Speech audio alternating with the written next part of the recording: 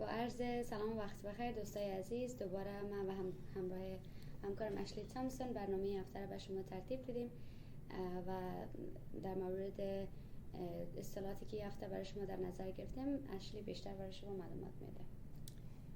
Hello and thank you for joining us again this week. So, in many places the month of August is like a popular time to travel. Mm-hmm.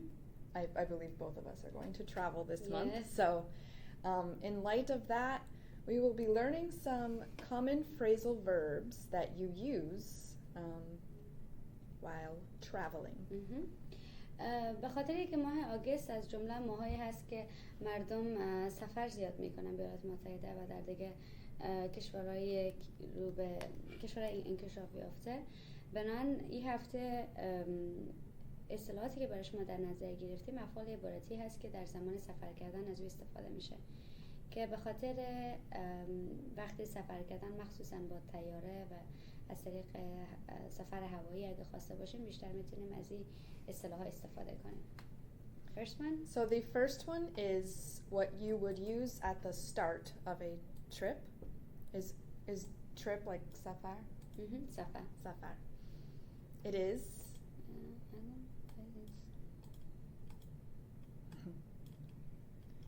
It is. It is to sit out. دوستای عزیز ما تلاش میکنیم که برای شما این فولدر رو باز کنیم، اما متاسفانه so let's talk about the sit out until I will load the yes. There we go. To set out. This means to begin a journey or a trip. Okay. Set out به معنی آغاز سفر هست که بیشتر در رابطه به وقتی که شما سفر دارین در مورد از این میتونین شما معلومات بده. So like is the case with many phrasal verbs, there are different meanings to set out, different ways to use it. But when talking about travel, set out means just to start your trip. set out طوری که اشلی هم برش توضیح داد کاربردهای متفاوتی داره در ساختار جمله، اما وقتی که به هنگام سفر کردن از این اصطلاح استفاده میکنه به معنی که شروع میکنن سفر خود. وقتی که میخواین از خانه بیروشین و سفر خود شروع کنن میگن I just try to set out a trip or initiative یا آغاز مسافر شما میتونین از set out استفاده کنین. Can you give us an example? Usually used related to time. So I might ask you, what time do you set out tomorrow? Okay. And you might say, I want to leave early to avoid traffic. So I'm going to set out at 5 a.m. همون لحظه که میخواین بیروشین از خانه، مثلا دوست شما میگه فردا ساعت چند میرین، میگه به خاطری که من به ترافیک مواجه نشم ساعت 2 شاید از خانه بیروشم. اما وقتی که شما میخواین تازه سفر خود شروع کنین از خانه که میبراین، همون تایمی که به خاطر نشان دادن وقت از set out استفاده میکنین که بیشتر وضاحت بدین که به چی تایمی میخواین شما حرکت کنین. Next one is So the next one, you might use this phrasal verb if you are helping someone else begin their journey. To drop off means to take someone to a place and leave them there. Or just to take someone to a place. Like a train station or bus stop. Or airport. Airport. Or as a lot of parents in the United States are doing right now, dropping their children off at college. College, yes. So drop off به معنی رساندن یا پیاده کردن یک نفر. فرض مثال شما دوست خود میبرین به ایستگاه قطار یا میبرین به میدان هوایی، کاری که شما انجام میدین دراپ آف کردن، یعنی یک رساندن، اما مسیری که شما یک نفر از یک نقطه به یک نقطه دیگه انتقال میدین که سفر خود آغاز کنه، شما دراپ آف میکنین. و فعلا فصلی که ما در قرار داریم آخر سامر بریک میشه که یعنی تعطیلات تابستانی هست که حال پدر مادرها در اینجا طفلا خو یا فرزندان خور دراپ آف میکنن به کالج و اون جایی که درس میخوانن. یعنی رخصتی های تابستانی رو به تمام شدن هست در ایالات متحده و دراپ آف فقط برای سفر کردن گفته نمیشه، به یک جایی فقط رساندن یا پیاده کردن یک نفر در یک مسیری که مقصد سفر به اونجا داشته باشه است. You can also say maybe like a taxi dropped us off at the airport. و همچنین حتی میتونن برای تاکسی یا برای وسیله‌ای که شما رو به جای انتقال میده از او استفاده کنه، مثل که بگن تاکسی ما رو به میدان هوایی رساند. Next one is take off. Take off. And this one is used almost always with airplanes. So to take off is when an airplane leaves the ground and begins to fly. Take off استفاده فقط برای طیاره ها هست و معمولا زمانی میتونین از این اصطلاح استفاده کنین که طیاره در حال پرواز کردن هست. اما لحظات نخستینی که شما زمین ترک میکنین و به آسمان طیاره بالا میشه تیک آف استفاده کنین. مثلا طیاره تا چند دقیقه بعد پرواز میکنه، اما پرواز کردن طیاره شما تیک آف میتونین بگین. So my plane takes off at 6 o'clock this evening. Or the plane took off on time, which is not common. Yes, exactly. مثلا ای که طیاره ما به وقت خور به اون وقتی که مشخصا وقت مشخص برای طیاره اگر مثلا 12 بجه بود 12 بجه پرواز کرد که مسئله خیلی معمول نیست در این روزها. And next one is check in. Check in means to kind of officially register at a hotel or wherever you are staying while you are traveling. So you might say, I will check in at 3 o'clock today. Okay. So check in به معنی خبر دادن به خدمه هتل یا به کسایی که کار میکنن به هتل که شما وارد شدین، چون نمیتونن فقط ثبت نام کردن یا راجستر کردن تنها به بگیم، به خاطری که وقتی که عموما به این کشورها شما هتل از پیش بوک میکنین، وقتی که شما داخل هتل میشین شما میتونین چک این بگین. وقتی که میخواین شخصا داخل هتل وارد شین و نام و نشانی خود بدین که اتاقی که به شما رزرو شده شما بدن. بنابراین چک این گفتن به معنی حضور شما در وقت وارد شدن به هتل به خاطر تسلیم شدن همون اتاق و مکانی که میخواین در اونجا برای مدتی باشین هست. یعنی نمیتونین فقط ثبت نام بگین، چون عموما آنلاین ثبت نام میشه، بعدن شما میتونین که داخل هتل برین چک این کنین. And interestingly, a lot of phrasal verbs related to travel can also be used like they are nouns. So you can call a hotel before you arrive and say, what time is check-in? And check-in is like a noun in that case. Okay. check-in بیشتر از این phrasal verb های افعال عبارتی که ما به شما نام گرفته میشه به عنوان اسم هم استفاده شه. یعنی این اصطلاح قدر قبول شده هست که شما میتونین به عنوان یک اسم استفاده کنین. فرض مثال شما هنوز به هتل نرسیدین، زنگ میزنین میگین که تایمی که من میتونم چک این کنم چی است. چک این اینجا به معنی فعل عبارتی نیست، به معنی یک اسم استفاده میشه. بنابراین در کاربرد این افعال عبارتی که به شما امروز تهیه دیدیم بیشتر به عنوان یک اسم هم در ساختار جمله استفاده میشه. And finally, at the end of your journey, you check out of a hotel.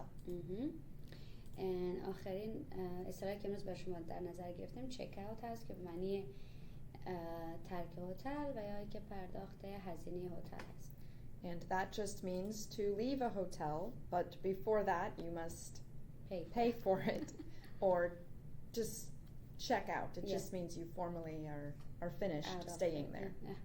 So check out also به معنی ترک هتل است، البته با در نظر داشته که باید شما هزینه روزهایی که در هتل بودین بپردازین و اگر پیش از پیش پرداختین شما فقط یک اعلام میکنین که من اتاق تسلیم میکنم و خارج میشم از هتل.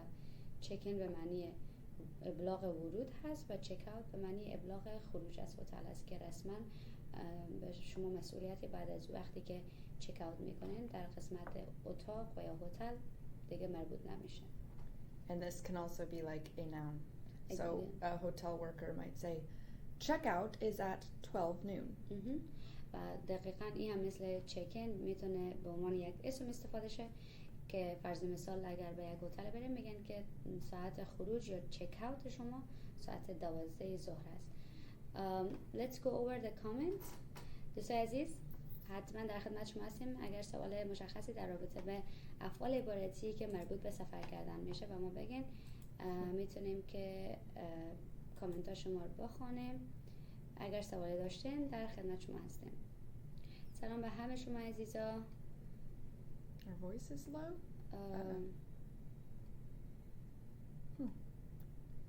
تشکر. صدا ما گفتن بعضی از دوستا پایین هست، من نمیفهمم. صدا ما فکر میکنم درسته. Yep. It's turned up as much as we can, I think. Sorry. Maybe we will. So one of our audience, آقای اسد عارف گفتن set out is not just used for starting a journey. You can also use it for work or something, the beginning of something. Yes. Yes. و بخش اولی آقای عارف اشلی توضیح داد که فرض مثال این اصطلاحی که ما برای شما در نظر گرفتیم کاربرد عمومی داره، اما چیزایی که ما امروز سری صحبت کردیم در مورد کاربرد این اصطلاحات در بخش سفر کردن هست. مسلماً هر فعل عبارتی که ما به شما در نظر میگیریم معنای متفاوتی داره در ساختار جمله. آقای کابوس مهربان در خدمت هستیم، لطفاً سوال خوب به ما بگین. فرهاد قربانی what soil is this is right? I'm not. Can you provide more information about that sentence? I'm not sure I understand. Do you? No, I didn't get it. Okay. آقای قربانی اگر میشه کم بیشتر واضح‌تر اما بخش اصطلاح نوشته کنین که برای شما بهتر جواب داده بدم. drop off به معنی پیاده کردن در جای. دقیقاً آقای عارف گپ شما درسته. I just drop off my kids to summer school. Yes. مریم صافی. بله مریم جان، خیلی هم دقیق، خیلی هم خوش آمدین به صف ما. And just a small thing, I just dropped off my kids at summer school. اما حرف اضافه مگر قبل از مکانی که شما اونا drop off میکنین باید استفاده کنین. آقای میرویس کوهستانی you drop something off as well. Not just people but things, yes. But in the case of travel, usually it's people. Yes. And take off meaning پرواز کردن. بله. Our airplane taken off from Afghanistan to UK in 12. Is it the past or future? So if it's what is today? If it's August 12th, you will say our airplane takes off from Afghanistan to UK on the 12th of August. قبل از 12 هم یک دی ضرورت دارن که مشخص کنه زمان شما. Or if it's last month, you say our airplane took off. Past tense. Exactly. به ساختار فعل شما که به چی حالت نظر به جمله‌ای که میگن اما حالت فعل هم باید به همون مرحله قرار بدن. میرویس کوهستانی said these things are very simple and beginner. دوست عزیز ما تلاش میکنیم اصطلاحاتی که معمولاً استفاده زیادتر داره برای دوستای بیننده در نظر بگیریم. اگر ساده هست شما میتونین برنامه‌های مربوط به صفحه اگه به بخش ادوانس میخوایم من لینک به شما گذاشتم میتونین اونجا تعقیب کنین. اگه برنامه به شما کمی پیش و پا افتاده است میتونین باز برنامه دیگر از طریق ویو انگلیش در اونجا تعقیب کنین. لطیف رحمانی: I check in my hotel room about 3 p.m. I check in to my hotel room. Yes. گپ شما آقای رحیمی درست است، فقط یک توی قبل از my hotel نگره اضافه کنین. حاضری دادن: میرویس question: you can check in to the airport. Check in at the airport. Yes, you can check into your flight at the airport. So it's, you check in for plane travel as well as at hotels and everything. Mr. Hanif, آقای حنیف رحیمی ask: I have a question. If it's possible for you answer me how to use from and of, for example. Please ask of him or ask from him. I heard from him or of him. It is there's so ask of him is more common, more correct. Yes. From him, for example, they say I never heard from ask him. From you know, like وقتی که خواسته باشین یک چیز بالا ask for it from yeah, you know, it's like a slang, right? Yeah. یک چیزی که آقای رحیمی خیلی جالب هست در ساختار جمله ها، بستگی داره که شما مثلا رسمی صحبت میکنین یا خودمانی صحبت میکنین. گاهی اوقات شما میتونین نظر به ساختار جمله مثلا میگین I never heard from him again، میتونین او به این حالت معرفی کنین، اما شکل درست گرامری رو ask of him میشه. I said that you could use both, but it depends on if you want to talk formal or if you want to talk informal, like very friendly. You can ask the correct of him. Yeah, it's the formal way. Yeah, and ask of is the more common, is the usually the correct combination of verb and then preposition. But to ask something of someone has a different kind of meaning. It means it's a big thing you are asking someone to do. Yes. So perfect. So دوستای عزیز، من دیگه از شما کامنت نمیبینم. We don't have no more comments. میتونین سوالات در بخش کامنت ها به ما بیشتر شریک بسازین. در خدمت شما هستیم تا چهارشنبه هفته آینده که دوباره در خدمت شما قرار میگیریم. شما رو به خداوند بزرگ میسپاریم. همراه ما باشین. شب روز شما خوش. خدا نگهدار. Thank you. Bye.